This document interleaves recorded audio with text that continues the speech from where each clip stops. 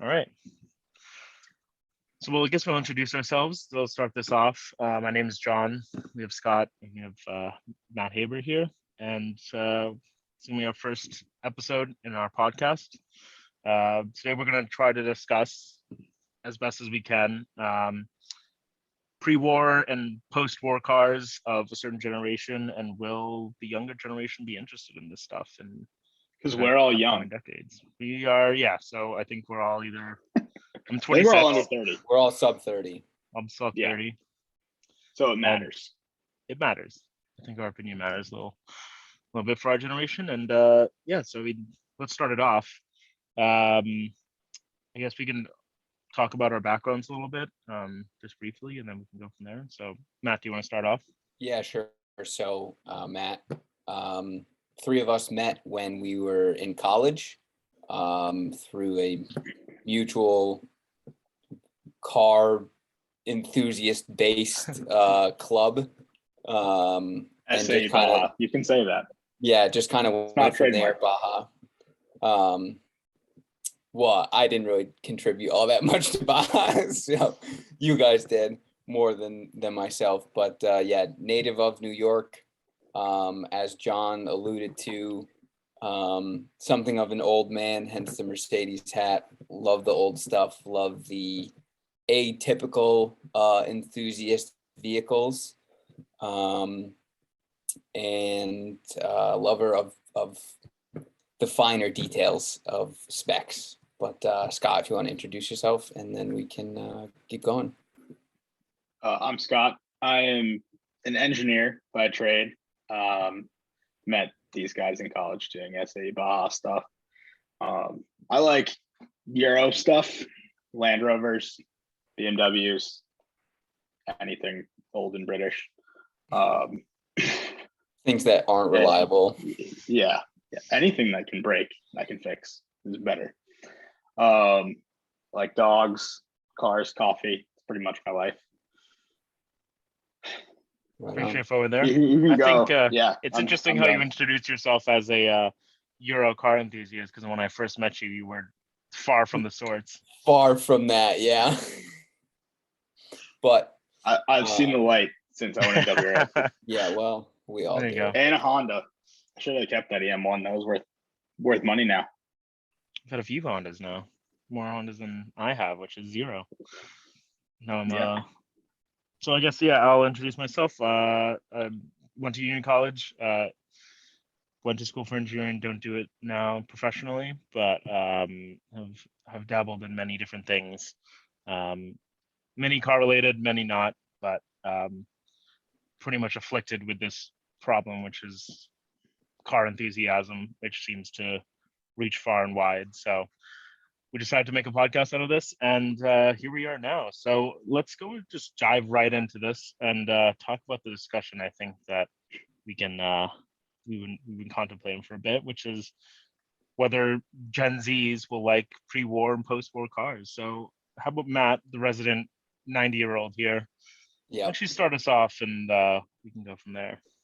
Yeah, I mean, my straightforward opinion is that they probably won't care about them in the way that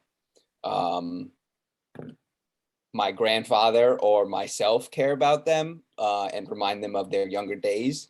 I think we're going to see a bigger transition to, appreciating them for their historical factor, kind of like the way that, we look at like old architecture or things like that.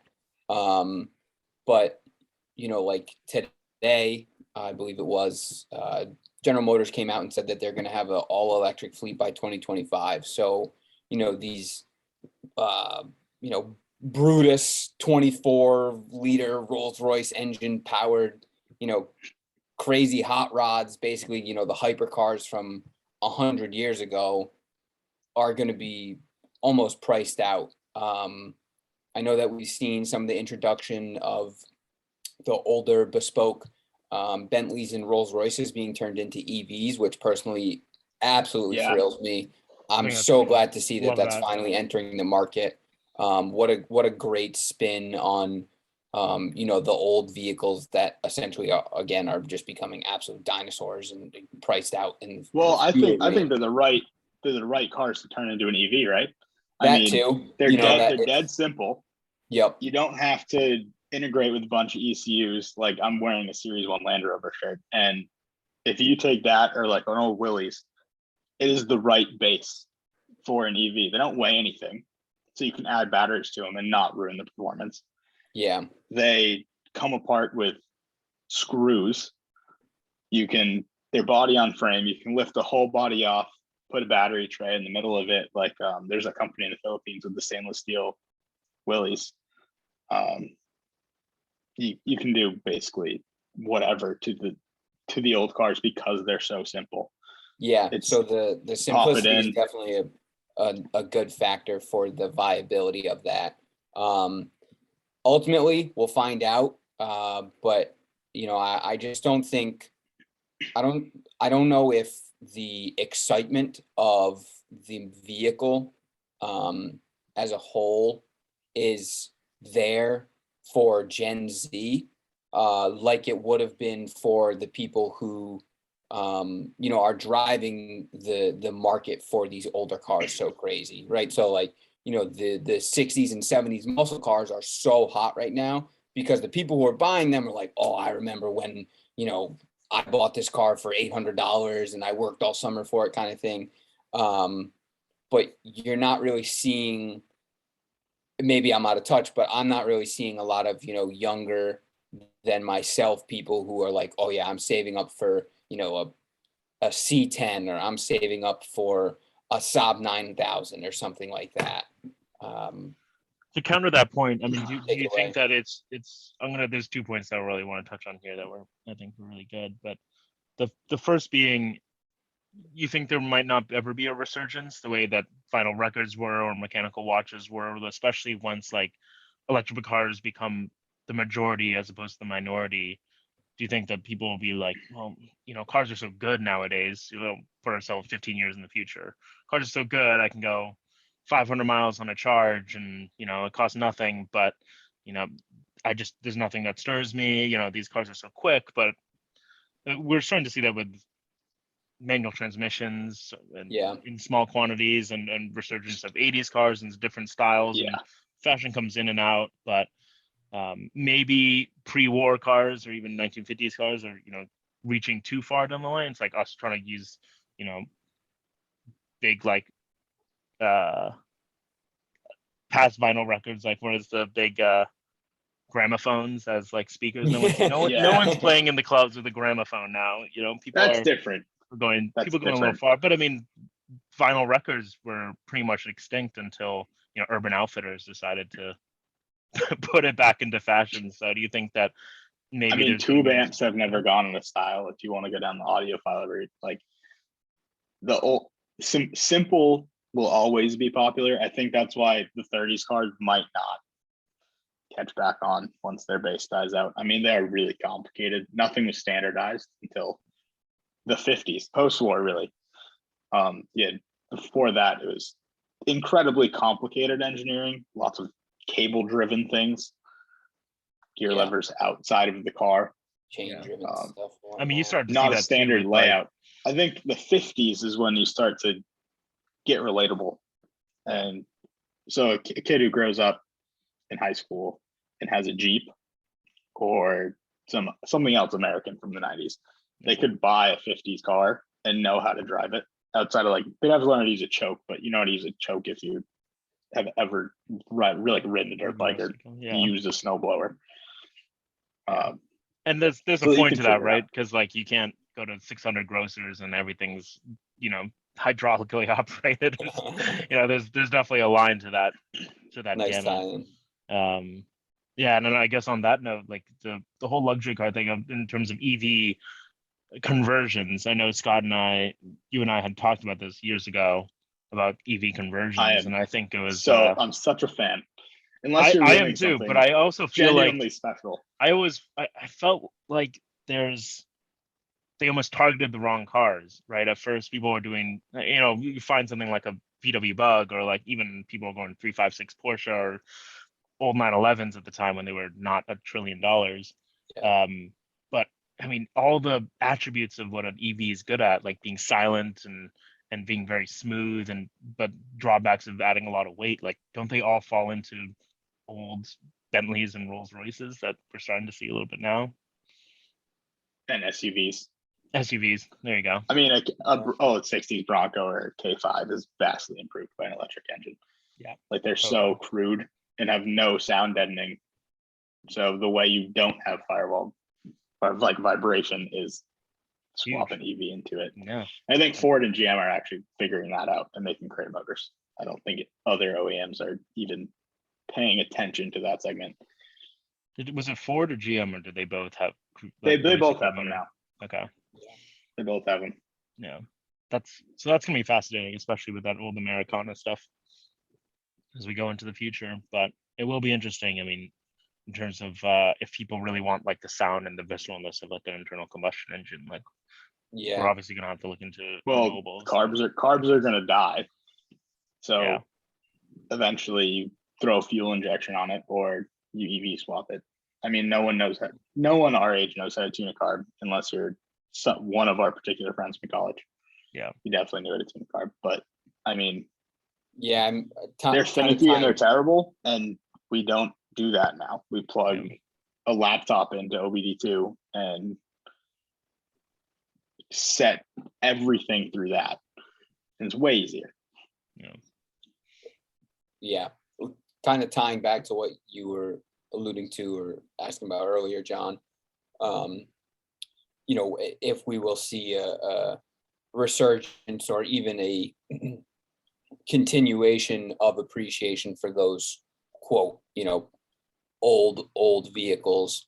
You know, I think right now we're kind of teetering off the last edge of it, as you know, the people who were alive when they were, you know, new or exciting or whatever, are, you know, start to pass away. And as we exit the, you know, primarily ICE world we live in, you know, I think it's kind of a safe answer, but you know, in reality, you're going to see, you know, probably like track days, things like Lars Anderson, you know, parking lots, Laguna Seca, stuff like that, where they'll have, you know, a pre-war day or a, you know, a range of eras.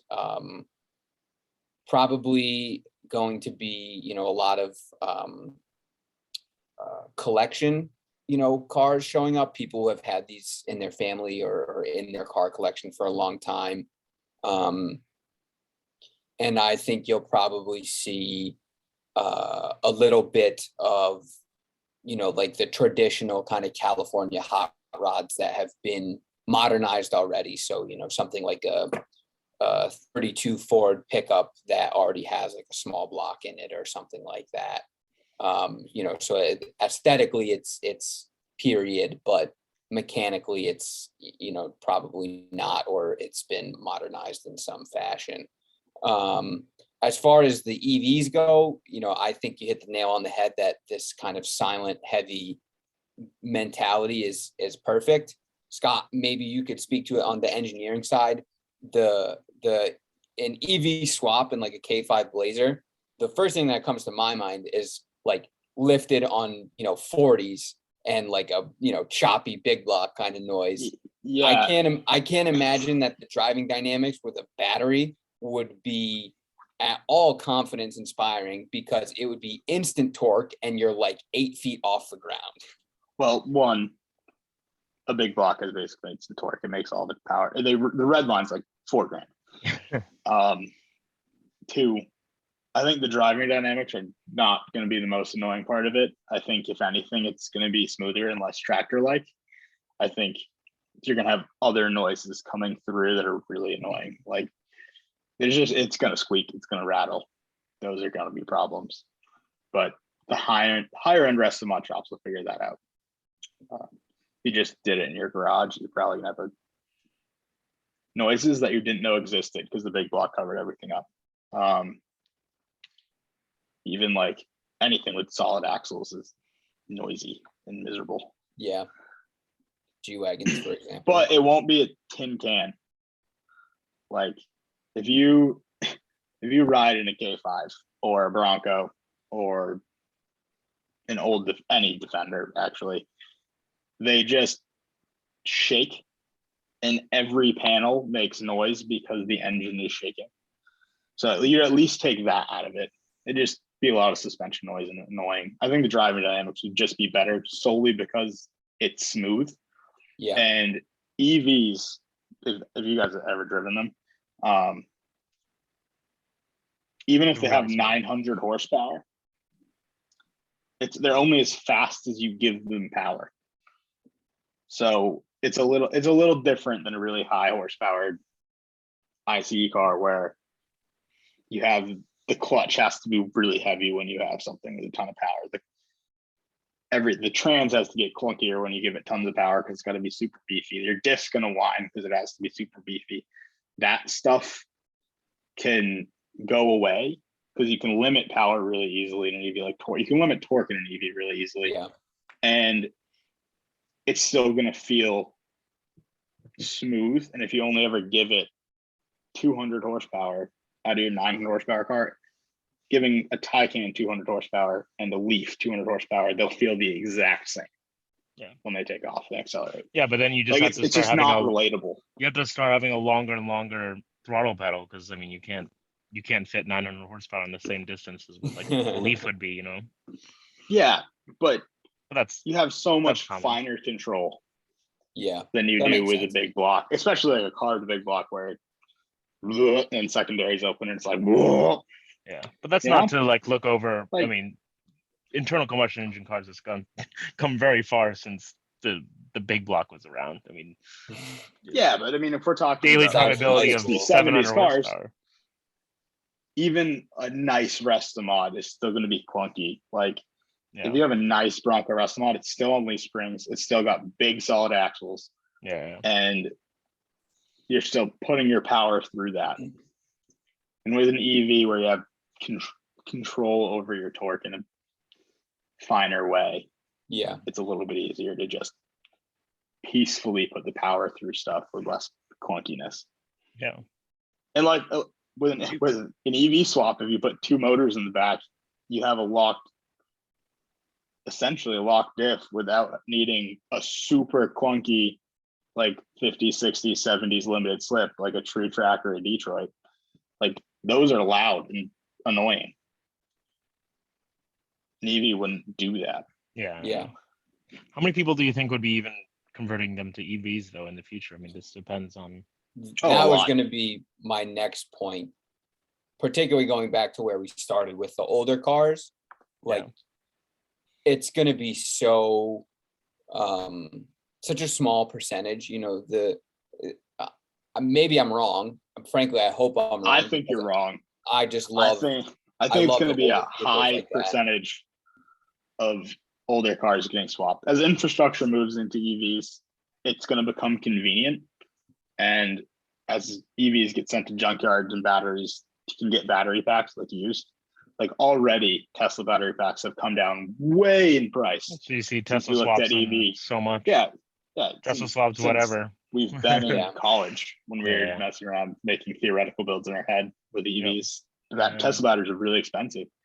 And Yeah, but the more motor they produce, technology it just keeps improving. Yeah, definitely. And That motor will be controllers too. interesting. Yeah. I mean, the more intuitive motor controller you make, eventually you could probably in your garage swap in an EV. As long as you're smart about it, it's still dangerous. Still high voltage. Yeah, I current. definitely won't be doing that. I would gladly pay someone to do that. Because I'm Gas not an can go boom. Fuel can go boom and catch on fire. They both have risk when you're building them. Of course. I guess on that note, why don't we talk about some of our own personal vehicle experiences? Let's, Scott, I know you're big into Rovers despite being a Subaru man in the past. Let's talk about it. They're better. Yeah. So I have two gigantic dogs. Got the second gigantic dog, realized even fast wagons just don't work anymore. I have a V70R that I'm selling soon just because I like taking my dogs to Cars and Coffee, and I can't do that with the V70 anymore. So it's not fulfilling its one use because it was not a track car. But how was the at dog all. aside, the V70? Thoughts about it? I mean, it's a car that seems to It's fantastic. It's the hold its coolest. value for It everything. is one of the coolest cars you can bring to Cars and Coffee, and it was universally loved. No one else on the street really cares. They just think it's a Volvo, a red Volvo wagon with a cool roof box. That's the But, beauty of that versus. I mean, like a at Ferrari. Cars Yeah. and Coffee, it was fantastic, and it is great to go on the highway with. But it's the driving dynamics just aren't as good as my 46 M3 at all. At all. Hard It's to not even expect that. close. Yeah. Yeah, it's not a $30,000 driving experience. Night and day. And I'm trying to sell mine. It's just not. For Mm. 30 grand, I'd rather have a well sorted SMG 46 M3 or a driver stick one, even though I don't like BMW manuals at all. Yeah, I've never gone along with BMW manuals. It's funny because They're they're just like rubbery one of the and most. gross. They are very rubbery. Some people do like them, but I feel like they're just telling themselves that. Yeah, That's they just exactly want to what like they're doing. BMWs. They just want to like You can't- BMWs. You can't drive a Honda and then go to a BMW manual and go, this is a nice experience. Yeah, You have exactly. Does feel much. any experience driving I a Honda will manual say- for any number of miles. BMW manuals are better than Mercedes manuals, and I am wearing a Mercedes hat. So Yeah, but you have. Yeah, your stick Mercedes was garbage. I beg to differ. The car was cool. The and stick in made it was cooler. garbage. The rest of stick it was was garbage. cool. But it's also not. It's not there to be driving it at 10/10 or something. Unless you're No, no, Hasbulla or something. But No, I mean, it was- but you are in a BMW M3. and so That's is supposed to be driven and at so 10 is tenths. every It's garbage. every previous owner of it. Yeah. So V70, very cool. Do you think that Volvo is like there's a resurgence in the brand Ooh, that's popularity? Yeah, because what they're doing is nothing about him is an enthusiast now, besides some Polestar stuff, Polestar 1. Do you think that's bringing? I Nothing. mean, it's obviously bringing people that haven't even thought about a Volvo in 20 years back to the brand, but like Well, Volvo yeah. enthusiast cars. Because they're a Volvo legitimate enthusiast cars. competitor in the segment now. Yeah, they don't make enthusiast cars. No, They I know, have but I'm saying the brand V60 of- Polestar, which is kind of fast but really heavy, and it's cool because it is a plug-in hybrid. So it'd be like a cool daily fast wagon, but nah, I don't. Yeah, that I will I say think that- the reason V70Rs and S60Rs are getting popular is because there is no equivalent for someone who's young and has a little bit of money and liked Volvo V70Rs when they were in high school to go out and get. So they have to go to the old one. It's their only option. It's like if you want a NA V8 AMG car, it's the same way. You have to get an old one. I mean, speaking of You just BMWs, can't. look at BMWs. That's different. The M3's always changed its engine. I don't know what the peers are crying about. It's never kept. It's never been the something. same That was formula. the whole Jason Camisa thing on the M3, right? Was there's never really been one Yeah. formula for the M3. It's constantly changing with every No, generation. it's Yeah. just a very good sports sedan to drive. Yeah. That's all. That's just the only Do you have? formula. Well, yours is obviously an E46, right? That's your Yeah, favorite it was. It generation. was good. What about you, Matt? favorite I know it's M3. probably not my favorite generation. I liked it, but I don't think Is it's that my what you're favorite. asking? Favorite M3? Favorite M3? Ooh, that's why? tough. I'm probably gonna have to go with E90. I just thought Yeah. that. So I have an E90 right now. It is beige. Not an on M3. beige. 328 XI. Beige on beige M3. There's a little one of one A car. beige on beige. Yeah, M3 would be I would. rad. No, listen. If I could get Individual? that color in an M3, I would totally buy that. That's Of awesome. course, dude. You'd have the Um, only one. Yeah, yeah. No, amazing. I thought so. My biggest gripe with the E90 is that iDrive is just rubbish, as is pretty much any infotainment from that era. Which in terms of gripes for that vehicle, that's null and void point. That motor, phenomenal. I drove a DCT hardtop coupe, and that had to be one of the just smoothest, easiest vehicles for me to drive. I really enjoyed it, and they're good. They're good all around. They are great. I vacillate between E46 and E92, E90 all the time. I E90 don't know if I sedan, can pick. it's the best. I love them. E90 Good stuff. sedan M3 with a stick. Have you seen the? best. There was a swap. There's been a few, but E46 with the S65 in it. I actually have it, but that sounds epic. It seems like a perfect formula for it, but supposedly they have to go to recirculating ball steering because it just like completely blocks the steering rack of the E46. So they use like Interesting. E90, E39 steering rack just to get around it. But They do that on the E46 M3 GTR. do they really? That On was the a GTR? V8. Well, I don't know. Did Okay. they do it on the GTR? I don't know. Well, Someone the answer GTR that was question. the P65 or whatever, right? And it's a completely different motor. That's the motorsport motor. Yeah, the race car Flat plane motor. one. Yeah. I don't know. I mean, they probably had way more flexibility with that, and BMW did it themselves, so they probably different subframes, different everything for that. But who knows? I don't know. I love to get a hardcore BMW enthusiast on here and talk to them for about 3 minutes about I was that gonna subject. say, yeah, no more than 5. My former boss was a hardcore BMW enthusiast, and it was tough because I have a lot of love for the BMW brand, especially the older M cars. Just that styling is phenomenal. The driving dynamics are world renowned and whatnot.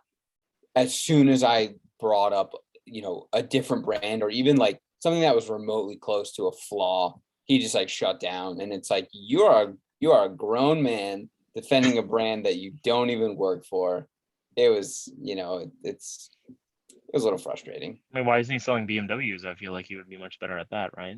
Yeah, he probably should have. He's actually now a driving instructor, I think, over at Palmer. So good for Rad. him. He Good for him. tracks his E36, I think he has. But Speaking of that guy, I know we've had conversation about that, but EAG, Enthusiast Auto Group, he was the one Yeah. that was on there a bunch, right? I mean, there's Yeah. a topic for an entire podcast right there. oh, Talk about definitely. EAG, but good things. Well, I think a good topic would be which other brand should be given the EAG treatment. No one really does it for anything else. Good question to postulate. What do you think, Mercedes? Definitely. No, I mean there are so many that you could throw out there. I think we should save that for another time. I would like to put a little bit more thought in it, but pretty much my default response for most things. Okay, well, like we can we can No, like we can dabble talk in it about a little bit. Yeah. why not? Sure. All right. Yeah. Let's go It's- for it. Ferraris make sense.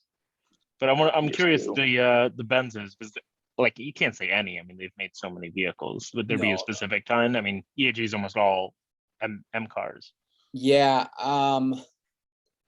It is hard to say. I feel like a car that's been on my mind a lot lately is the very famous, very well loved 500e/E500.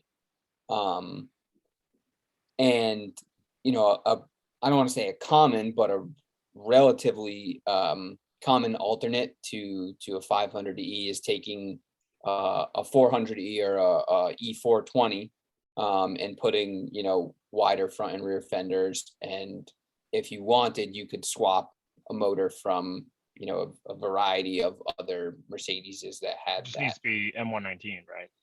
Basically. Yeah. Was there anything different on the 500 M119 versus like SL500 or any of that? It depends on the year. So like, the facelift R129s, for example, have the 5-speed transmission. All of the 500Es had the 4-speed. The brakes are a little bit different. The brakes came off of the first gen SL600, which changed between gens and things like that. But you know, I think if you were able to kind of have these 500Es kind of duplicated, that would be cool. You know, I personally think that there's no shame in having a good rep if you're going to drive it. The last thing I would want to see is like, you know, a low mileage 500E just absolutely sit and rot away, because that car was meant to crush the Autobahn. Why would you not want to, you know, cruise along and look like a Russian gangster? Unless you Is live it in boring? Ukraine, right? Yeah, I guess unless you live in the Ukraine, in which case you probably are a Russian gangster. We're about to get invaded by a bunch Yep. of Russians. Poor subject on my part, but Yeah, poor timing, but just, you know, right Um, there. Yeah, I think maybe some Mercedes. I don't know if they're right. They're all automatics. That's boring. I don't Yeah, think but I you've think- given if you give an auto the EAG treatment, I don't think you're going to find someone who wants to spend that much money on Do it. you almost think that, like, at a certain point, I mean, now even the question of enjoying, let's say, like SMGs, that was used as an example, Ferrari F1 transmissions, it's almost like because they're bad, like it's more enjoyable because dual clutches. I No. mean, go to any dual clutch. Because the it's almost too the bad. market greatly disagrees with you. I know it does, I but I think mean, it- there's going to be a certain point where you just like, I'm postulating, but like you like look back at how bad they were, and you like almost enjoy them for what they are. I mean, like it when you shift an F1 gearbox, you're like, you know, sending a telegram to some guy in the gearbox. He's figuring out making lunch and then deciding to change the gear. And then it's just a horrible process, but it's almost like enjoyable. It gives it character, right? We talk about character a bunch. Well, but, Yeah, yeah, character but flaws. you know, what it's is beyond character. It's complex and expensive to fix. So that the expensive fix is undeniable. I mean, isn't it? you're coming it at kind it. of sucks, and it kind of ruins things. Like if you have an E-gear Lamborghini and you have a driveway that is slightly inclined, you can't back it up your driveway anymore. Yep. You will ruin the clutch. So it diminishes ownership because it hinders drivability. Yeah. And if you have an F355, like, let's see, F1 pump cost for an F355. So while you look that up, I just want to interject. I think it kind of depends on the vehicle. So for example, you know, these Lamborghinis, these Ferraris that Scott is referencing, I think at some point will be comical we're probably getting close to it if we're not already there, at how bad, you know, quote, the fastest and greatest and latest tech was then. But I think it depends a lot on the vehicle. So for example, I spent 39 minutes and change of my day today watching Harry's garage video of him put 1,000 miles into an MSO Mick Merc. I wish it wasn't a Mercedes example, but I also am not apologizing about it. The car is absolutely beautiful. And, you know, if you don't know, it's an M113K, which makes a ton of horsepower, tuned up by Mercedes, and it has a 5-speed transmission because at the time in 2003, 2004, that was the only transmission that could handle the amount of torque that car made. Yeah, but isn't that a torque converter automatic? It is. Right, but that, you know, it's still in the scheme So of it's a things, muscle car it's a muscle car, right? But- So, you know, I that think doesn't it eat depends. itself.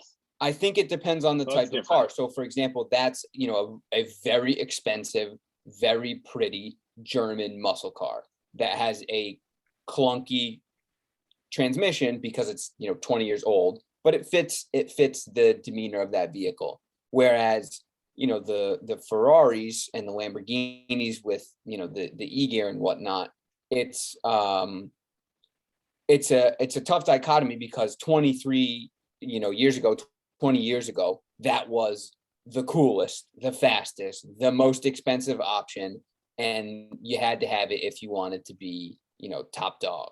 And now the manual versions, because they're more engaging, are more sought after. because the driving experience is so much better. But I don't think you'd be able to say that, a Mick Merck would benefit from a 6-speed. It doesn't suit the I mean, it character of the also car. had Like a manual? No. the strangest of like engineering targets. I mean, it was like from the get-go, McLaren and Mercedes had completely different goals for that car, and then Yeah. they just sort of compromise at the end, go like, okay, it's going to be fully carbon bodied but also full of leather and have an automatic gearbox. Like, Right. what is this? It's not really an SL. It's not really like a McLaren. It's sort of like, Yeah, I mean, is it a track car with a carbon tub, or is it, Yeah. a Grand Tour with, a 20-foot nose? But, basically the point that I was trying to make is that, I think it depends a lot on the vehicle and what it is designed for. So the McMurk is way more Grand Tour that fits that automatic than, say, like an F355 that you'd want to wind through the canyons, and you're going to want to, punch a hole in a wall because the F1 transmission is out to lunch like Italy is for all of August. Yeah, it sucks. It completely diminishes the best place that you drive an F355, which would be in the canyons. Yeah. It's made for that. howling away. And then you can't Singing. get to the canyons because you have to sit in traffic, and that transmission sucks. It'll be all in the So- atmosphere by that point, the clutch. Yeah, I mean, I don't think they're Evaporated. gonna be redeeming. Fair ever. enough. I think that the point you're making for the F1 and the ear gear stuff is legitimate. I think for the whole Ben stuff, I mean, driving your 124, Matt, with a manual, I think most of the time I was thinking I just rather have an auto. Yeah. And I think that's a lot of the Mercedes brand there and like what they kind of stand for. But I'm like an educated The manual Vanquish purist. is probably another really great example. That's of a great car that could example. Benefit Yeah. from an auto. Yeah. What They was tried that? to make it sporty, and the And Vanquish. they went to the ZF. Oh, Oh, yeah. They just was like, we're Just going to give up was on this like, whole automated manual what was thing. the point of that transmission And it was in that car? Yeah, I mean, that would be a very interesting topic as well, because obviously Aston Martin came from some great racing roots. They had some seriously cool manual vehicles, and then in the early 2000s, DB7, Vanquish and whatnot, they teetered into way more GT stuff, but they had that automated manual trying to be sporty type deal. But even in 2002 and 2003, people knew it was impossible to Garbage. use. But let's be real, like the E-Gear SMG, like they all walked so that dual clutches could run, right? I mean, we wouldn't have the dual clutch without. Oh, If absolutely. we stayed there with the manual, we wouldn't The have. what we have SMG today. actually wasn't bad with the CSL tune. Just gonna say that's closer to the speed of it with the CSL tune is more like the 360 CS. Like it starts to just work. Get better. Yeah. Yeah, because it was just punchy and it kind of fit a race car vibe. Yeah. Like, I don't think people complain about the F1 transmission in the Scud or the CS because they're so aggressive that they actually work. Yeah. And I mean, if you think about just like what microprocessors could do from 2003 to 2006, I mean, it's like it's a absolutely. ginormous step on being able to handle whatever inputs coming from a gear selector, right? Right. So I think it'll And be interesting to look Lamborghini into. still makes a single clutch, so They clearly still do. there's still a market for them. They still do. I mean, that's gonna be interesting brand looking forward. I mean, that's it's all speculative right now, but I mean that's V12. It's gonna be hybrid next, right? That's the plan. Yep. Yeah, I was gonna Single bring clutch. that into the loop because Still, Because What's that? Lamborghini, it's gonna have a super capacitor and a single clutch. That's funny. Yeah, I mean, I don't know. We'll see, I guess. I think it kind of fits the bill for Lamborghini. That's the whole like, what, a single clutch transmission yeah. that's unusable? Being terrible. Yeah, the Yeah, whole they're like bad. being lovingly terrible is basically the Germans from haven't Euro gotten to them yet? forward. Obviously it's not the fastest, but they're also not the lightest. And unless you get, the Evo or, some sort of track variant, you're basically just getting it to be a pantomime on the street. And I think to our previous topic, there is a lot of character to the Lamborghini single clutch. Yeah, but it can ruin other people's day. Oh, absolutely. It'll give you a broken neck if you're example, not careful. For example, last year, there's a tight turn in a town near me, and the guy in his Aventador decided that he wanted to attempt to make this turn with his single clutch. And he proceeded to not make the turn, have to put it in reverse, and just basically wiggle it because there's a sidewalk that sticks out like on the other part of the corner. It's a very odd corner, but everyone knows what corner it is. And he held up everyone's day for 25 minutes. So he was no longer cool in pantomime in his. But isn't that the single most clutch Italian Lamborghini. thing you could possibly ask for? Isn't that just showing No, it was its stupid. true Italianness? If he was in any dual clutch car, he would have just backed it up and then proceeded to move.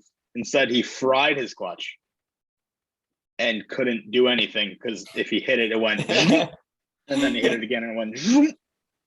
There's no subtlety to it.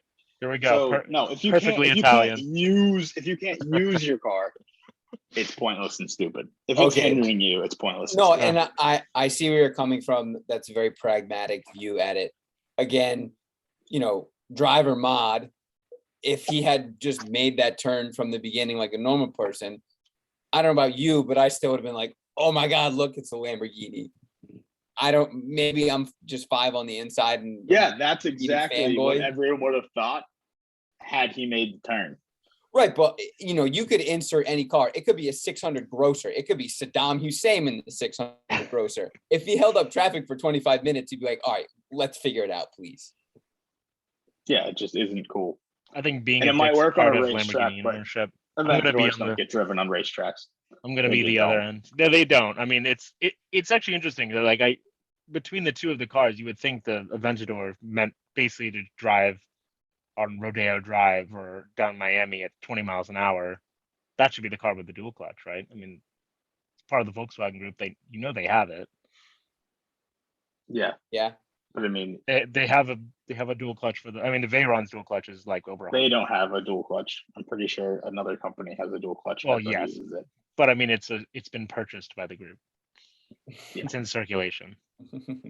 I mean, none of these dual clutches are really even made. Besides maybe Porsche's PDK. Yeah, I think so. They're all either like Ricardo, or you have Graziano or ZF or Tremec, or Yeah. that's your field. So I mean, the whole OEM part is just suppliers Yeah. that And like there are dual clutches like the handle Aventador Power too, because the A12 yeah, has a exactly. dual clutch. Yeah. That's a batshit insane car.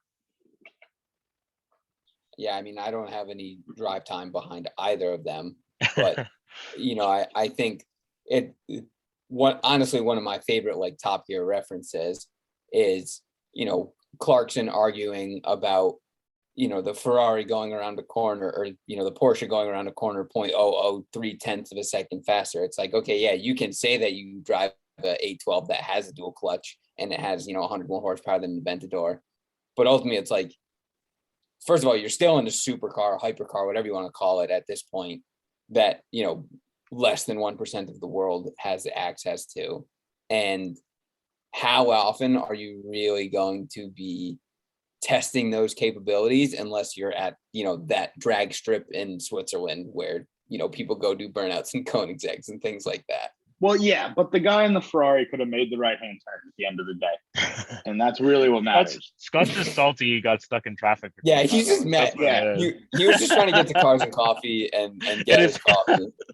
Trying to get the cars and coffee and show off the V7. I was trying to go to I the get it. beach, and he held up everyone trying to go to the beach because he couldn't make a turn. You know what? There's actually one thing that there's at least an honestness of someone that's in a Lamborghini, which I'm going to segue into just Porsche hating, which I feel like is my recent just like 48 is just just Porsche people that just think that they all go to the track when in fact they don't. At least there's an honestness about a lot of Ferrari and Lamborghini owners, just like knowing that they only bought it to stunt To wear and a flex. hat in. Yeah, to wear a Yeah, they hat buy in. the hat. And then they Exactly. just drive around. Exactly. Porsche people like acting like they've all, set sub-7 Nürburgring times is just nauseating for me. But that's I'm gonna leave my rant for like another time about Porsche. We'll keep that. We'll keep I that agree at with you. From my time in the Bay Area, Porsche Yeah. owners are the worst. They're the worst. It's just sad because I'm, a very deep Porsche fanboy at heart, but as of recently, it's had to calm down. Yeah, I mean every brand has their subset. I would say that probably Porsche and BMW are tied for like the most outwardly known and disliked owner enthusiast kind of deal. You don't throw the Corvette in there because I think everyone knows what an LS3 looks like. Yet every Corvette owner seems It's to a problem. think the world doesn't. It's part of the know culture, man. What an Part of the LS3 looks culture. like. I mean, I Then like they I make their don't wife wear the matching shirt. I don't disagree with you, but at the same time, it's like that guy is like so benign and harmless. But like, if you walk past an M3 and you're like, oh man, like, E46 is really cool, but first gen C63 with the 6.2 is so much cooler. Like that guy will be genuinely offended. I think my least favorite BMW people aren't even those. It's like the big turbo 335 kind of guys. Yes, they're the worst. So those are my least favorite because those aren't BMW people. They're like basically Subaru people that decided to cross the border. Yeah, They well, wanted heated seats from the factory. Well, yeah, it's just they're a different breed. but it's not good. Yeah, There's people who just didn't grow up. I feel like people that might watch this. We're probably gonna get no one that watches this, but the few people that do that own a 335 with a single turbo are gonna be logging off right now and swearing in the comments. Yeah. No, okay. they know who they are. They're fine. No, some people modern are good. Some Supra. people are good. Oh yeah. Give me a break. That needs to. So how's, Anyways. yeah. So Rovers, Yeah, Rovers are good yeah. because they have character while being practical. So what is talk about character? character. Well, let's talk about car character, shall we? I think a lot What of is it it? comes from the driving position of the Land Rover, mostly. How- Really, And that your left Just elbow is different. outside the car in a Defender. yeah, they're designed and like you just sit on top of it, so it's different than like even like an American pickup truck, like an F-150 or a Silverado or something, where you sit high but not necessarily like over the dashboard.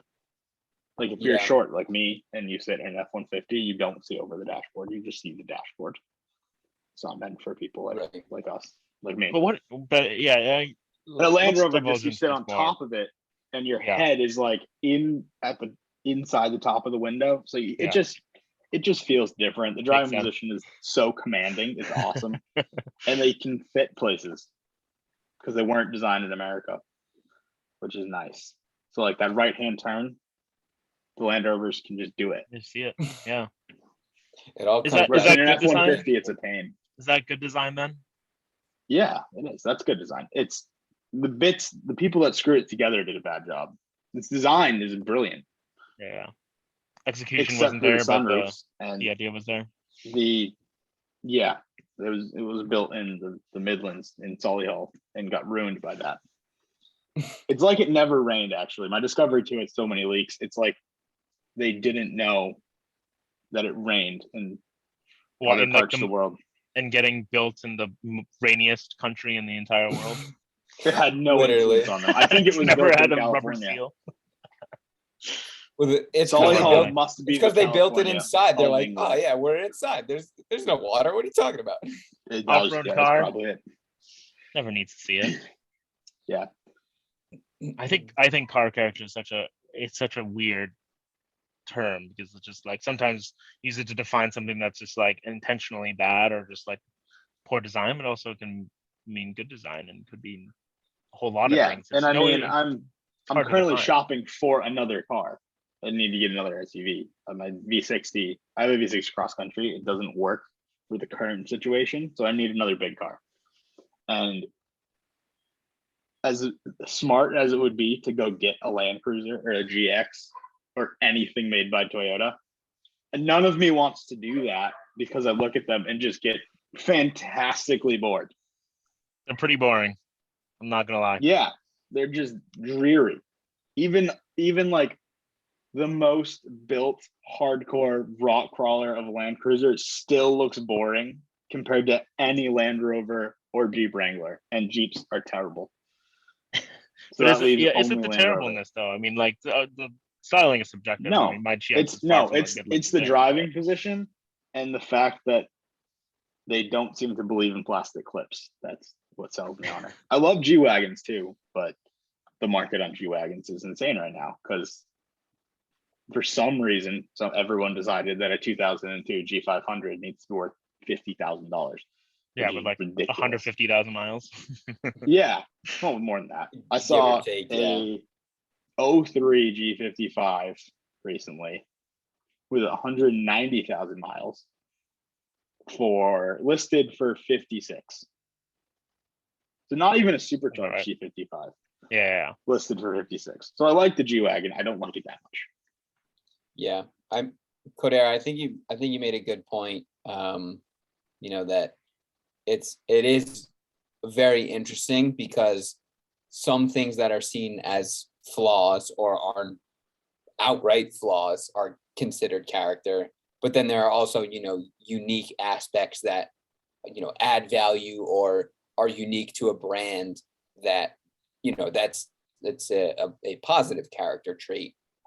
Yeah, I think that's the to character. I vehicle. don't think the unreliability is what brings in the character with Land Rover. I think it's the driving byproduct. position. It's the fact that it's just all greenhouse. Like whether you're in, we're gonna leave Range Rovers out of this, but like the workhorse Land Rovers like Discovery and Defender, if you sit in them, not the Discovery 5, that doesn't count, but anything like LR4 through Discovery 1 and the new Defender's kind of on the fence. It's basically the Discovery 5. Then if you take any old Defender, like based on the series Defenders, they just they're just a fishbowl. You can see everything out of them. So none of that hard to parkness of a truck, like an American based SUV or truck, comes into it. You can see everything around you. They're not that wide. And you have this great driving position. So the character of it is I'm on a Safari. I can see literally everything. And it has these cool, iconic design elements, whether it's a Defender or a Discovery. So I think that's where the character comes from, not from being broken all the time. breaking. Yeah, not from head gaskets. In the case Yeah, of the it's proper funny the way Discoveries. you describe that, because it sounds like you're like rationalizing. I mean, there's a lot of cars with great greenhouses and seating positions and stuff, but I mean, there's more to that brand than just you can see better. out of it. It's just a great combination of things. Okay. It just feels right. And the solid axle ones are brilliant. You don't need lockers. The traction control is so good. I mean, they help, but you can get up some pretty crazy stuff in a just center diff locked Discovery 2 on 33s than any open diff Jeep. So the traction control is brilliant too. There you go. That's a lot of that character. Like you would get in a new L405 Range Rover, and the terrain response system is so good. You could go places that shock you on all seasons because the traction control is so good. So, all right, before you evangelically praise Land Rover that much more, what do you think? Let me mess with you. Where do you think the brand's heading? I mean, I don't know what their balance sheets have looked like, but I mean, in Tata's ownership, I mean, they're the only it's ones Land that are Rover. The doing it. balance sheet is irrelevant to them. It seems like I think they're doing well. I don't know. The new I mean, Defender seems they're successful. they're definitely I doing live better in than I live Jaguar. that's in for sure. where people would Yeah. buy the new Defender though. So Sure. yes. No, I the new Defender. I believe see they're the new doing well. Defender everywhere, I do too. and I see Range Rovers everywhere. And did your phone die? Now I gotta. How do I do this? Oh, there. Someone called me. okay. So, like, I think they're on the right path. Like the new Defender is really capable. Lucky 8 actually proves this with theirs. Like they have a 2-inch lift, some sliders up front, just not even a steel bumper. They just have a brush guard with a winch, and they're in the Northeast, so they have access to our rock crawling, which is gnarly and tight. Like you can't take a truck there. And theirs goes places that a Range Rover Classic, which is a solid axle, super short wheelbase thing. So a Range Rover Classic on 37s we've got lockers front and rear, can't go or needs a winch. So everyone hating on the new Defender, it's weird. Like it's super capable. Yeah. Well, also, and they haven't lost the plot. It feels it's a discovery. Are you finding a lot of people that are hating on the new Defender? Because in my circle, I haven't heard anybody hate on people. it. I mean, speak of haters, the people who in these groups, intolerable. like series Land Rover groups and Defender groups, and to some extent, Discovery too. It doesn't have solid axles, and that immediately ruins everything. I mean, talk about push owners and air cooled stuff, and go to those owners, and there's always. I mean, it's always been better, right? In the past, we're only going backwards, right? In their minds. I mean, they're getting complicated. Like you have to have a scan again, tool with you all the time now. If you want to go anywhere remote with them. Yeah. Because you need to figure out what's wrong. But yeah, I mean, I just find it funny because I like I love how I can just get into my truck again. There's the GX, and it starts every single time. Doesn't burn a drop of oil. It actually gets decent my gas LR3 doesn't burn a drop of oil. It does not. I'm not saying it did. I'm just saying I've never owned a car that didn't. Yeah. Every car I've owned has burned oil, but it's just it works. But I mean, there's definitely points where maybe it's because I'm just like, never have a problem with it. It just runs. And there's something to be said about that. I love it on paper. I think. I mean, do you love anything about it, like character wise, though? Because like Rovers definitely have a character, and G Wagons definitely have a character, whether it's good or bad. Like, yeah, I think so. I think I'm also and there's definitely an image that they project, and you're very aware of that image that a G Wagon projects. Yeah, I mean, I definitely wouldn't want to be actually any different. I do really like the character. I think I'm a little deprived of like sports cars right now, and I've just been. That's where my mind's been. Yeah. So it's just, that can never fulfill it. But I mean, it's great. I love it. And I think in every respect, it's fantastic. But it's not a replacement for a sports car, but I need one of those too. Yeah. But I don't have a sports car right now. Like a V70R, nothing about it compels me to want to go for a drive. Yeah. It's really cool to bring the cars and coffee, but I don't want to go backward blasting in V70R. It's not that good. So what's on the table?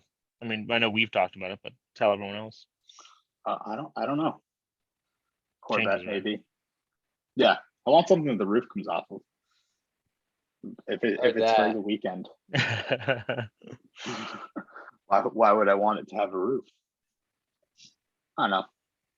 Something American would be nice because they're simple and easy to work on.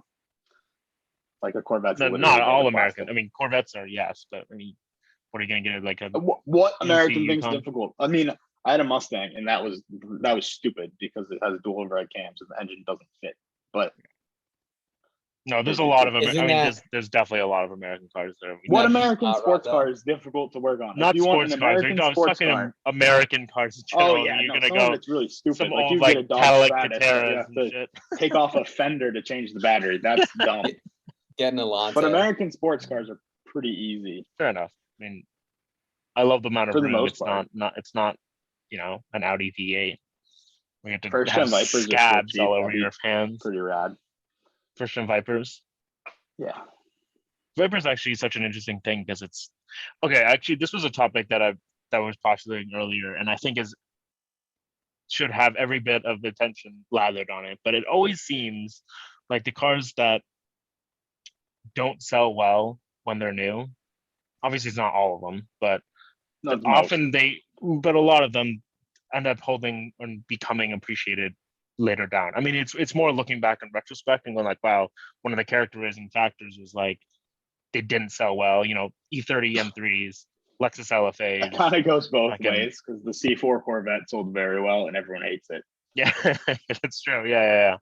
But it's and the always interesting. It's 996 like, sold incredibly well well, and hates everyone it. hates it. And is it because they're rarer now, like because they No. weren't bought new? Like, there's obviously more Because new factors car in that, buyers but have why is it? different priorities than weekend car buyers. That is the and biggest thing. Like if you're buying a new car and you need to drive it every day, Yeah. like someone who's buying a 911 or someone who's buying a C4 Corvette, they're probably most of them were planning on driving them every day, and at least in the summer. And when you can do that, there has to be compromises, especially like from an engineering standpoint. Like you have your VER scores and the requirements on something that gets driven every day, everything's going to go towards comfort. Like Of course. how you're grading things like ride and things like body control are all going to be your 10 is going to have a lot more comfort built in than But something even like if we're looking, PPPRS. even if we're looking outside of comfort, I mean, the things that people are searching for, and like, let's say they are searching for a weekend warrior, like they aren't Comfort looking makes for it. everything soft. Comfortable No, I cars- understand that, but hear me out. If someone like nowadays, then they look at a new car and they go like, well, 0 to 60 time, it doesn't like it's not fast enough. The top speed isn't blah blah blah. Oh, around the Nurburgring, and it just like once 10 years go by and then your Hyundai Elantra goes the same Nurburgring time as whatever Porsche you bought, like becomes irrelevant. Then we start looking. I mean, that's the same way that like I think that helps it, but I don't think that really matters because, I mean, if you look at something like no, but any old Ferrari, think- like a 308, yeah, a 328, or dog slow. a 355, which 328s are is fun. an expensive car, a 550, a very expensive car now. They're slow Yeah, by modern standards. They're all slow. of course. Even the 550 with a V12 is not a fast car by modern standards, but they have something, and they might not have sold that 355.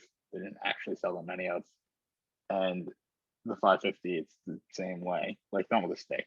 I just Those are the ones find that it matter. interesting, The like the people that 355 are sticks buying rare. new cars, especially new sports cars, are looking at these factors that down the road like don't matter, right? They don't care. They're a new car buyer. They don't buy used cars. But I think, That's- and It's Kodera, such a different buyer.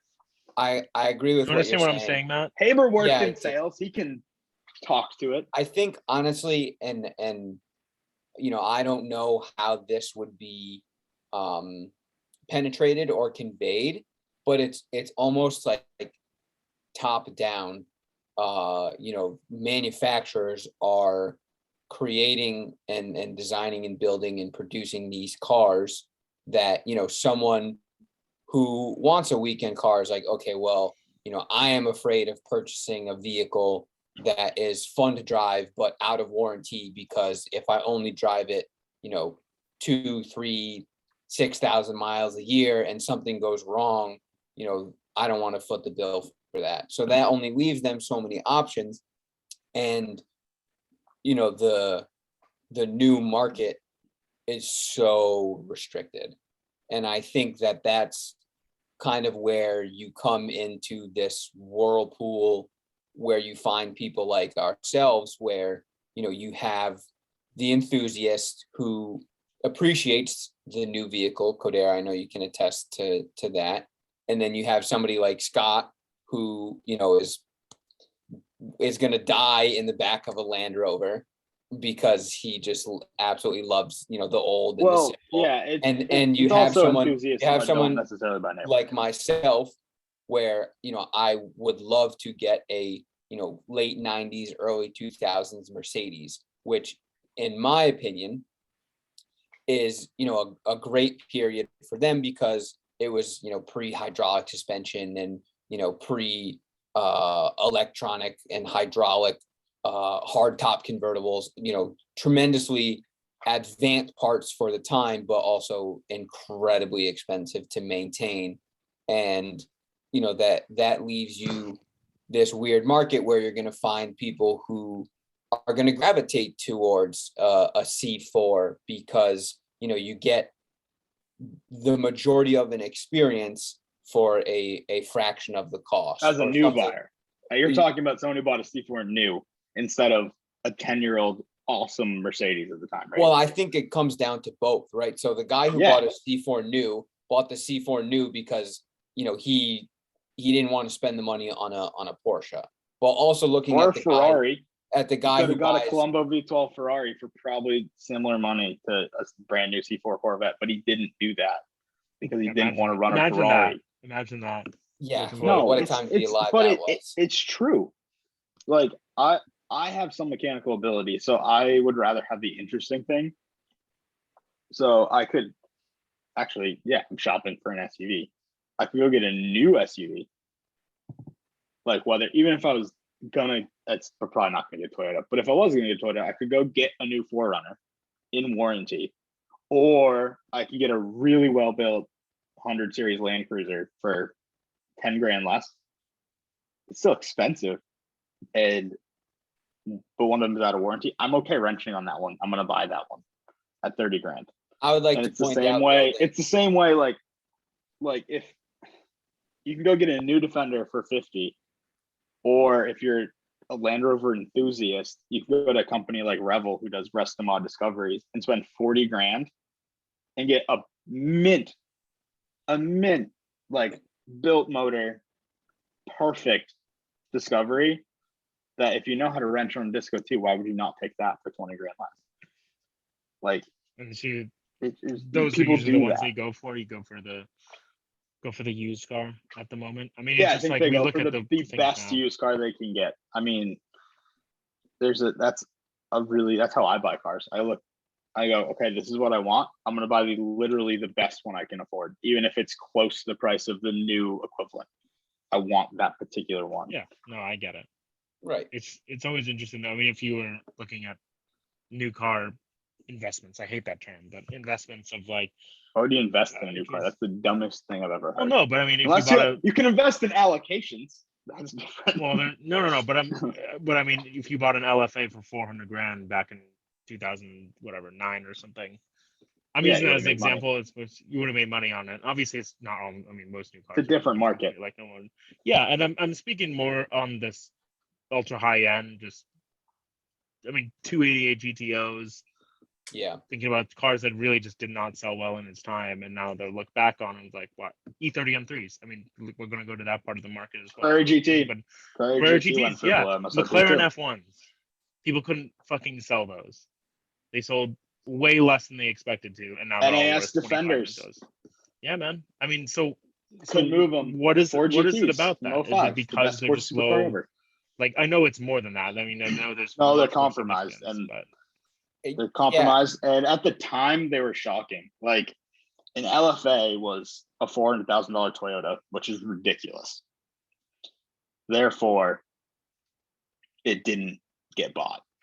The 2005 Ford GT was like a retro throwback that yeah, and they seemed too almost expensive couldn't for a lose it. Ford.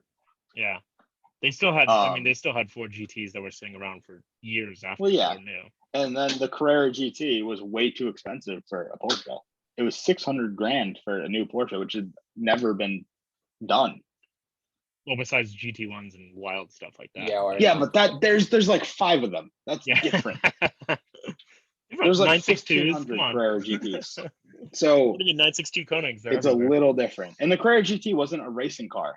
Like the GT1's a homologation car, which always does well. Yeah. They just do. Yeah. Where that wasn't. Later on. I mean, E30 M3 was a homologation car. I think the Veyron's probably the only car that really pushed the envelope that didn't actually race. It didn't struggle to sell. Like Bugatti didn't struggle to sell the Veyron, but I think their marketing was really good. Yeah, I mean, you can thank like Ferdinand Piëch for that one. Yeah. Yeah. And he came in with a vision that basically wasn't done before of having less of them. I mean, I remember. And guess what? when It we were wasn't compromised, kids. so it could sell. Yeah. The LFA was compromised. The Carrera GT was compromised. The Ford I mean, in GT had a Ford what way was interior, so the yes, it was LFA compromised. and GT? What the Like, how were they LFA? compromised? Yeah, how was it compromised? Because they were way too expensive. They were compromised from price. They were made of carbon fiber. They shouldn't have been. And the Carrera That was GT the- was compromised because I'm pretty sure people were scared to maintain that V10. I don't It know. was super I'm not racy. sure I understand what your definition of compromise here, because it's definitely seems. I like it- I mean, I mean, they I shot just, for the stars. they're and lost very money pure on it. sports cars. I should say that. The LFA it didn't have cup holders. It was a pure sports car, and the Carrera Does the GT was a CGT pure have cup sports car holders though? I with mean, a really racing derived engine that didn't go racing, so it wasn't homologation special. Yeah.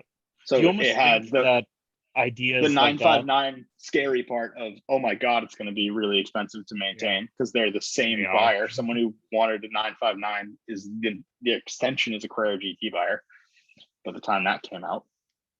Yeah. And then the Ford GT had a Ford interior and a truck engine, like literally the engine from a Ford The Lightning. Lightning. Yeah. So I love the they're Lightning. all compromised in terms of like what rich people want to drive. And the Veyron, it wasn't that. It was Do you drivable. almost think like the message that these kinds of cars, Carrera GT, LFA, the like, do you think the message is something that people don't understand like at first, and it needs like time in the market be a and like marketing more problem, press? too. Yeah, like a No, it marketing could have just problem. been marketing, and marketing matters. Like none of them were world beaters in any respect. Actually, that actually Yeah. could be another one. Very They were much so. really expensive and aren't world beaters on paper. Yeah. Veyron was, but I mean, No, McLaren F1 was a vast world beater on paper, and it didn't really sell either. Exactly. But also, Okay. I mean, that had other factors of like, it was the .com, like the crash of the .com bubble, and like people that were rich and could afford it didn't, and it was just like it was a weird time to do that. But same with like Yeah. later Bugattis and stuff. What were you gonna say, Matt? I was just gonna say to your original point, I think it is, a combination of just inherent rarity, right? So these cars that are being produced in one era aren't purchased a lot in the next era, or halfway into the next era. People look back and they're like, huh, like because of its rarity, it has some increased value or appeal to people like us, to enthusiasts who say, I want to buy it, I want to try it, I want to see why this car didn't sell from the start. I think in some of the examples that you guys were talking about, the CGT or the LFA or something like that, they are these, crazy, impractical, overpriced, basically just expositions of, what a manufacturer is capable of. And at some point in the process from, this topmost tier of engineering all the way through production into sales, there comes a point where, people, the buyer doesn't care about the driving dynamics, and they just care about the exclusivity. So when you have, these limited production cars from the beginning, such as the LFA, it was never really about how well does it drive. Obviously, it sounds phenomenal and it is pretty, but yeah, it's a $400,000, Toyota product. So are you saying that it's like a different buyer, like someone who's in the market for a 10-year-old version of the best thing in the world is a different buyer than someone who is buying that new, even if it's more expensive 10 years from then? Well, so I think it depends. true. I think it depends a lot on the price bracket you're looking at. So, like, for example, if I have $50,000 to buy a vehicle, for $50,000, I could go get, I don't even know, like a loaded Accord at this point. I don't know what the cost of a $50,000 vehicle is, but I can tell you that I You'd have, probably get like an M240i. yeah, Probably call it that. 50. That's like I would get an 60 M240 grand. cab, M240i cab. That's Okay, not six. Is it 60? That's too much. probably. 50 But grand's like what ad dealer markups are right now, but you by know, themselves. but I mean, at $50,000, okay, I could get, you know, any variety of like some old used luxury barge that would make my, you know, love for luxury features go absolutely buck wild. But with that, you're taking on the risk of, you know, maintenance. So if you just kind of extrapolate that up, okay, you know, you have people who have the money to buy you know, these halo cars, these crazy expensive, you know, rare, you know, however you want to channel them. But not everybody's going to buy them because, you know, they are I see afraid of what the you mean. cost. I mean, I think what you're definitely trying to say is, you know, at a certain like value when they increase, like you're more willing to, you know, for 355s. I mean, buying a 355 for 80 grand and having to spend 15 grand on just general maintenance doesn't make any sense. But once a car is reaching $300,000 and 15 grand, like what's 15 grand for that car? Right. I mean, you're seeing that in, you know, let's go crazy on the scale, but like a 917 Porsche, an engine rebuild's $1 million. But when your car is worth $25 million, like then Yeah. it like makes a little bit more sense to keep this thing running and going. But that's kind of where you're going with it, right? I mean, like even though Yeah. the I mean, car you know, value it's, has become higher. that is a good point. Ultimately, it's like, you know, it's all scaled, right? So like to kind of on the same plane as the 917, right? Like look at Pagani's. How many iterations of one chassis number have there been? Because it's like they're literally rolling pieces of art that have screaming V12s. So, you know, it gets crashed, and instead of being like, shame on you, you ruined my car, you're never buying another Pagani, Horatio's like, please give it back to me. Let's build you a Rebuild new it. one. Yeah. And you can get it however you want. Because at that price point, you know, money's no object kind of thing. Yeah, well, But it's interesting looking at the hypercar market now. I mean, we're talking about Bugattis, and I don't mean to interrupt you on this one, but like no, it's okay. scaling down the numbers. I mean, just doing entire economies of scale of like it's easier to sell, you know, $33 million cars than it is to sell like $300 million or $300,000 cars. You know what I mean?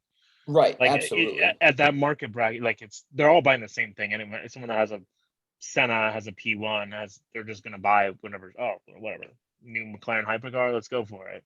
Whereas like Yeah. it's harder for them to push like 570s Yeah, I mean, I in think, you know, Oh yeah, volume like to because I make it see up. no 570s ever. They're Huracan or struggling to Gen sell 2 them. R8 is Yeah. a great example of that, No, where dude. it's like, you know, especially like those two side by side, it's essentially the same vehicle. It's like, which brand do you want to buy, and are you willing to pay the Lamborghini tax, if you will, for Lamborghini maintenance and things like that.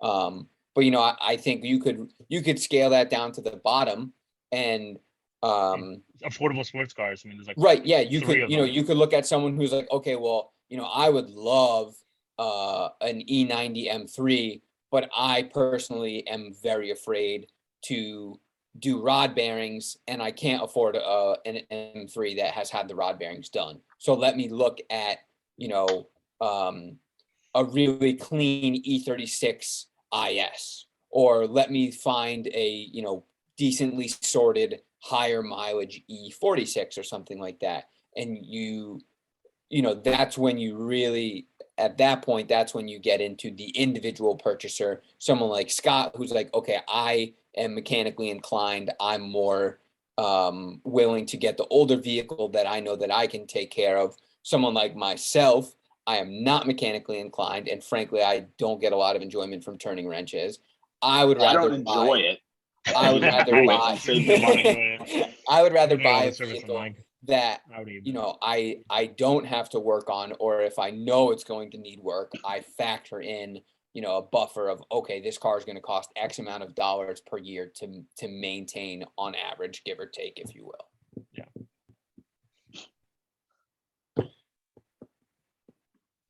I mean, I'm gonna touch on that E30 M3 that I brought up. It's like at the time, a 325 IS was just as fast probably more comfortable, Better. far less expensive, just better Better. as a vehicle. And people just didn't buy it. Like, why would I spend 15 grand in 1985 or whatever to buy an E30, which is, on paper just as fast as this, base 3 series? Like, why would I? Why Yeah, would I but the buy thing this? is the E30 M3 is still worse than a 325S. It still is, yeah, it still is. It But I actually mean, is. it really is, and it's worth Even from 10 like the times the visceral amount. perspective of like wanting the noise and the driving experience.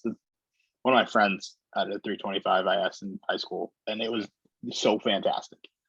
They're The great cars. noise it made was unbelievable. Oh, And it's funny because absolutely- BMW knows how to make the best straight sixes in the world, and then you put a fuzzy vibrating 4-cylinder of an engine in it, and like That is they zero haven't torque. had it for they're I just mean, like, gutless. I don't know why the E30 M3 sells for so much money, especially when the 325 IS or something like that is dynamically so superior. It's I historical will value. say, in the defense of the E30 M3, that was the first variation of that car, and not everybody's Porsche and gets it right the first time. But even that said, it's like Porsche certainly doesn't. Porsche's been iterating the same thing for the last 60 years, and it's like arguably it's getting worse. Well, speaking of, I mean, poor sales. Look at 964s, 993s. I mean, during those times they couldn't make a single dollar. They were losing money hand over fist over them. Yeah. And then for a while, like in the early 2000s, you could buy 964s for like 15 or 18 grand. You would see them. Yeah, I they would were see them in the cheap. back of Road and Track and go like, why is this Porsche so cheap? Like there must be something wrong. Same thing with Testarossas. That's another subject, but like There was and something now- wong with every Testarossa. it was, yeah, they all needed belt service, but Yeah. but 964s now you can't find one under 100 grand. And I know there's Yeah. like a whole resurgence. There's culturally many things that were involved. You have Oh yeah, they're cool. Singer. That- Yeah, well, they are very cool, but it's you're looking back at it now and you're seeing these like cars that just at one point like were not seen, and does it just need the amount of time that it did to like the narrative of this car to like come to public and gain general knowledge and people understand like, oh, this was the last air-cooled Porsche, blah blah blah. But at the time it's so much slower than whatever. But Yeah, I mean, those things don't matter 20 years later. so I think that can be summarized or kind of brought to a head in that we went, so when 10 15 years ago, whatever, when 964s were dirt cheap, now fast forward to today, the people who can afford the 964s saw them back then and were like, wow, that's really cool, I want to buy one. So now demand is through the roof. I think and obviously we will find out, there are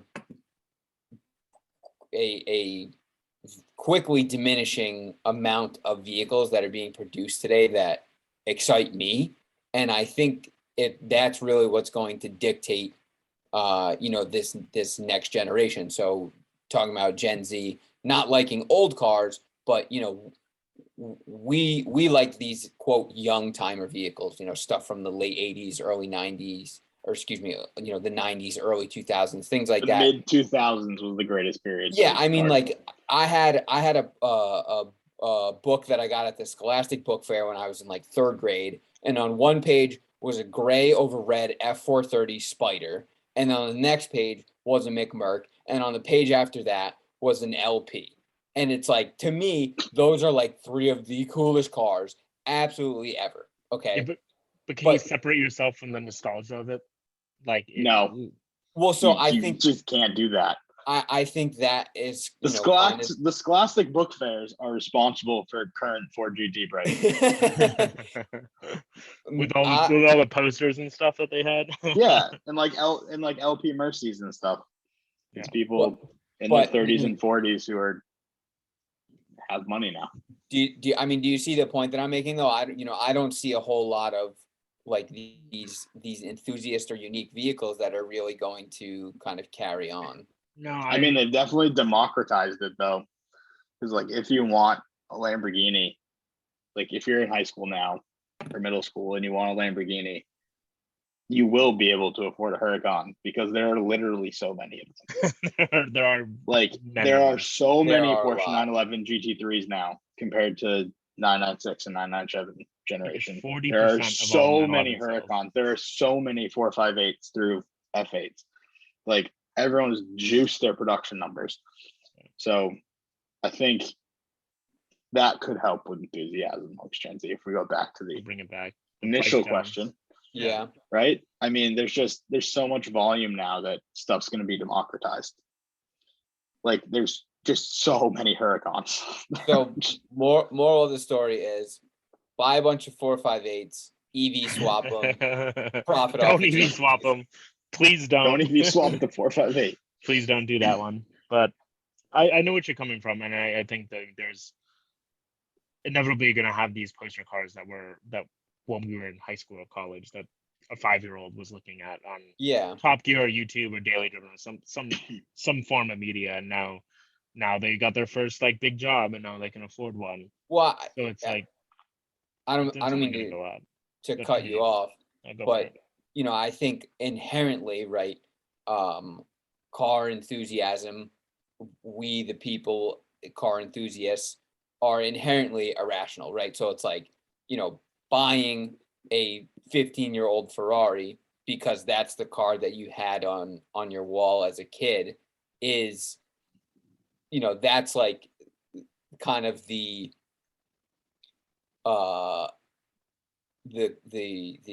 pinnacle of success, right? So like, you know, 5-year-old you would be so happy that you finally got that car, and the whole like, you know, don't meet your heroes and things like that you know, comes into play there, where, you know, people buy I don't know, C4 ZR1s. I haven't driven a C4 ZR1, but I can't imagine that it's like that great. And they meet their, or for example, a Countach, right? You know, Countach's were the poster car for years in the 80s. And then it's like you drive a Countach and it's rubbish. They rattle, they shake, they're hot, they I don't know stink. about that. Well, that's fighting words for Matt Those Farah, are I fighting. think. Those are fighting words. Yeah. But I mean, yeah, it depends. Well, he drives his a lot, so it isn't terrible. But if you don't drive them a lot, they're terrible. But you know, I just think it, you know, there's a lot to it, but ultimately, you know, it is irrational. So it comes down to, you know, the emotions, the nostalgia, the desire from a past time, you know. Well, on that note, I mean, what 1960s cars are people going to be nostalgic about when everyone that saw them when they're kids is dead? Because we're still nostalgic about them. Like when none of us were born at that time, and we all still like 60s cars, I think.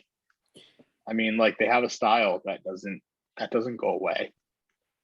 Yeah. I mean, fashion comes in and out. Yeah, all so the time. that was kind of the point that I was making a little bit earlier, is where, you know, they're going to be appreciated for you know, kind of what they were, which was they had, you know, so much presence, so much style. Obviously they, you know, were slow, they couldn't take a turn, they can't brake, you know, however many other things you would want to throw in there. But you know, if you were to be able to EV swap a old Lincoln Continental or something like that, you know, That would have lots of style. that's like, you know, I don't know if you recall or have seen the movie, I want to say it's In Time, but they have like a bunch of essentially EV Lincoln Continentals cruising around, and it's cool. You know, they have a presence, and the new Lincoln Continental doesn't. So I don't even think they're making it anymore. That's like, I mean, that whole thing of reusing old brands to try to revive something for marketing purposes is definitely seems to be a more common trend than not, right? I mean, you have Lincoln Continental as an example, or on the bad side, Chevy Blazer. I mean, you're seeing good ones like That's the Broncos. that's egregious. That was as aggressive as it could possibly go. But I mean, Gosh. Integra on much smaller ends, and it's They a made a tough battle four-door because Integra. People are so mad about that, and I don't understand. I don't understand. Well, you know what the funniest thing about that is, well, first of all, I hate the internet, but also second, people are like, "Oh, it looks like a Civic." It's like they're literally have It's always a been Civic. Civics. It's An always been Integra a is a Civic. Civic. It's never not been a Civic. Yeah, that's Yeah, It's That's the just- internet's just it's always that's been a enough Civic. internet for today, kind of thing. dude, it's always enough internet, and people are just the worst. I'm not gonna get into that too much because it's I get fired up very very fast. Yeah, it's cool to hate on the new thing, It but is cool I to mean, hate on anything. That's what everyone thinks it is, but I don't. I think it's not giving engineers credit. It's not giving the companies credit who really do. Because you will think that the companies are against them all. They just want to build EVs and not make enthusiast cars anymore. It's like, hey, first of all, we're not. People aren't buying new enthusiast cars, really. I mean, Yeah, speaking of what Scott was just saying, like most of the time you want to buy the best used car you kind of looked up to 10 years ago, as opposed to buying the new whatever car that just like really doesn't do it. I mean, like in some ways I tried to like promote that. it depends what kind of enthusiast you are. It does. Like I strive to look like someone who won the lottery in 2005. But I I also mean, like that's Bentley. just the Have era you- of cars I like. Have you thought So- about Rolls-Royce Phantoms? Yeah, that 04 on Cars and Bids was pretty sweet. Do that. Like I think it's just finding what you like, and I like 2000 to 2010, probably 2006. Right, the- so the same that's, time, that's like- our era. Yeah, it's our era, kind of. I was like in elementary school. Yeah, It but almost that's seems when like Yeah, that's your that's when defining you're years, man. impressionable like that. Yeah, that's when your music taste gets formed. actually, yeah, that's when I bought Scholastic bookstore posters, right? Right. So It's a big time. I'm not really nostalgic about the stuff I had in high school. I don't want a WRX and I don't want a Civic. Yeah. So that's not, We I don't get the occasionally- boomer nostalgia, but Yeah, I mean it's it's interesting because I think the boomers, like I had said a while ago now, the boomers love those cars because they had one in high school, or they spent the summer and saved up, or they restored one with a family member or something like that. And I think any boomer could admit that their, I don't know, 2019 F-150 drives way better than their 68 Mustang or something like that. But they enjoy the feeling, the emotions, the style. the The sounds, only the reason style. you want that, Like I listening to don't the think Beach I Boys don't on think an a American terrible muscle car, radio. even if you EV swapped it, which just might be controversial, but to someone who's like, so like my wife's a teacher and her kids like EVs are really cool. Fast EVs are really cool. So like if they could have something that has style like any 70s, 60s, 70s muscle car, and then put a Tesla swap into it, that'd be the coolest thing ever.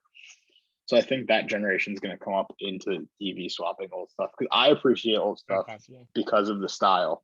I think a lot of other people our age who aren't nostalgic for the car in its period are nostalgic for the style, or not nostalgic, but just appreciate the style of them. Yeah, no, I You think can't I think create that's shapes that I totally used true. to do. So I think you undermine just how much you're they okay matter. with swapping them. You've no attachment to the power plant whatsoever, because there isn't the rose tinted glasses for that probably awful power plant. Like if you have a If you're nostalgic about, like I have a friend, he's 19 out in Colorado, and he's hugely into 80s DTM cars. I mean, wasn't born for another 20 years after that, but like that's what he's nostalgia for, and that's like us being nostalgic over whatever happened in the 70s or the 80s or whatnot. But the amazing thing about nowadays is that we have this platform of the internet that we can watch. Like when we were younger, when we were 10 to 12 years old, like the best thing we could possibly, internet was just coming into becoming more popular. But for me, I looked at like Road and Track and Car and Driver and just like scrolled Yeah. well, yeah, it was magazines then. just all magazines, and you just have to like imagine what they sounded like. And then And On what was the computers. Top Gear like ripping website? What was it called? There's some Street Fire, I think. Streetfire.net. Street Is Fire? that where No. you watch? UK Top I Gear. know, yeah. Yeah, I think I know what you're talking about. that Yeah. That was the bootleg first Top Gear places. UK. Yeah. But it was cool because I remember seeing like once I started like going to the internet, and that's why I think I have so much nostalgia for like E92 on threes. Is like that's what was coming onto the scene at that point. That Yeah. was brand new. Jeremy Clarkson's Carrera GT video when he does that review. That was like one of the first automotive reviews I'd ever seen on. So it comes from when you started consuming it. That's why Haber, born in 1920, Yeah. likes a Yeah, Fraser yeah. Nash. Yeah. He's consuming Great car. automotive media. So much style. So much style. The fact that you could get one that had the same interior and exterior colors as your favorite diner, it was like you were always at home. It's great. That's pretty cool. Pastel colors, man. I mean, I know you put. Oh. Well, we're gonna save this for the next Yeah, episode. we but, got to like, save colors for another but one. I colors, could go man. on and PTS on. colors, and we'll get into that. You know, I think that's a good ending point for today. We'll try to make this thing a at least a monthly, if not bi-monthly, occurrence. And if you've made it this far, viewers, then thank you for listening in. I doubt you have, but Yeah. appreciate that if you have. Yeah, well, if you would like, comment on below on what topic you would like us to talk about, and if you would maybe even want to have a guest appearance on this. So I'm gonna say so long for now, and we'll see you at the next one. So, any closing Be words, well. boys? No. All right, we'll see you next time.